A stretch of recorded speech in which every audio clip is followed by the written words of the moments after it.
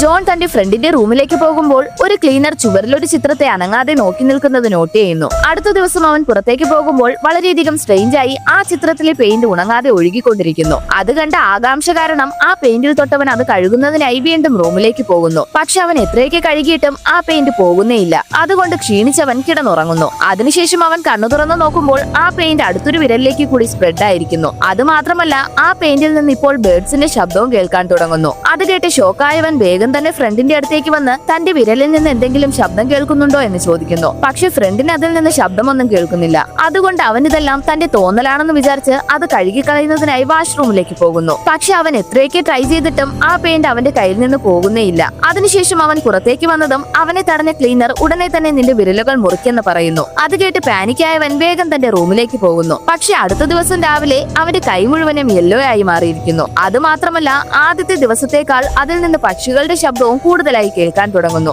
അതുകൊണ്ട് അവൻ ഉടനെ തന്നെ തന്റെ കൈ മുറിക്കുന്നതിനായി കത്തിയെടുക്കുന്നു. പക്ഷെ അവൻ അത് ചെയ്യാനുള്ള ധൈര്യമില്ല. അതുകൊണ്ട് റൂമിൽ നിന്ന് പുറത്തേക്ക് വന്നവൻ അവിടെ ആ ക്ലീനർ നിൽക്കുന്നത് കണ്ട് ഇവിടെ എന്താണ് നടക്കുന്നതെന്ന് ചോദിച്ച് വിരട്ടാൻ തുടങ്ങുന്നു. അപ്പോഴാണ് അവനൊരു ഷോക്കിംഗ് ആയ കാര്യം അറിയുന്നത്. ആക്ച്വലി 10 വർഷത്തിനു മുൻപ് ആ ക്ലീനറും സഹോദരിയും ഈ ചിത്രം കണ്ടിരുന്നു. അപ്പോൾ അതിലെ പെയിന്റ് ഉണങ്ങാത്തത് കണ്ട ക്ലീനർ അതിൽ നിന്ന് കുറച്ച് പെയിന്റ് എടുത്ത് തന്റെ സഹോദരിയുടെ ഫേസിൽ തേക്കുന്നു. അതിനുശേഷം അത് പോകില്ലെന്നറിഞ്ഞ് ക്ലീനർ തന്റെ കൈ മുറിക്കുന്നു. പക്ഷേ സഹോദരിക്ക് അത് ഫേസിലായതുകൊണ്ട് കുറച്ചു സമയത്തിൽ തന്നെ അത് എല്ലായിടത്തും സ്പ്രെഡായി അവളെ കാണാതാവുന്നു. ഇതിലെ സ്ട്രേഞ്ച് ആയ കാര്യം എന്താണെന്ന് വെച്ചാൽ, അവളെ കാണാതായതും ആ ചിത്രത്തിൽ അവളെ പോലെ ഒരു രൂപം പ്രത്യക്ഷപ്പെടുന്നു. ഇപ്പോൾ അതറിഞ്ഞ് ഷോക്കായ ജോൺ വേഗം തന്നെ ആ പെയിന്റിംഗ് നശിപ്പിക്കാൻ ശ്രമിക്കുന്നു. പക്ഷെ ക്ലീനർ അവനെ തടയാൻ ശ്രമിച്ചതും കത്തി അവളുടെ ദേഹത്ത് കൊള്ളുന്നു. പാനിക്കായവൻ അവിടെ നിന്ന് പേടിച്ചോടുന്നു. പക്ഷെ അവൻ കുറച്ചു ദൂരത്തിലെത്തിയതും പെയിന്റ് അവന്റെ കൈ മുഴുവൻ സ്പ്രെഡായി ചുറ്റുമുള്ള എല്ലാം പെയിന്റിംഗിലേതുപോലെ മാറാൻ തുടങ്ങുന്നു. അത് മാത്രമല്ല, ആ ശബ്ദവും കൂടി വന്നതും അത് സഹിക്കാനാവാതെ അവസാനം അവൻ തന്റെ കൈ മുറിക്കുന്നു. അതിനുശേഷം അവന്റെ ഫ്രണ്ട് അവനെ അന്വേഷിച്ചു വരുമ്പോൾ